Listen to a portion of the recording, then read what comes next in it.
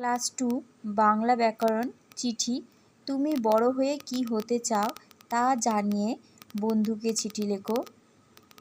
প্রথমে ডান দিকে তোমার নাম এবং ঠিকানা লিখবে, তারপরে তোমার বন্ধুর নাম লিখবে। আশা করি তুই ভালো আছিস, আমিও ভালো আছি।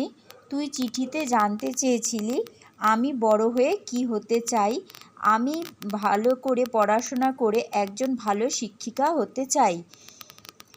আজও অনেক মানুষ আছে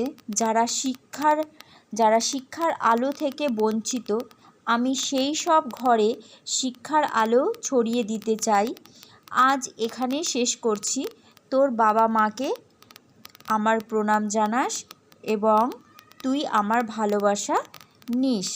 ইতি। তোমার নাম লিখবে এবং নিচের বাঁদিকে তোমার বন্ধুর ঠিকানা লিখবে।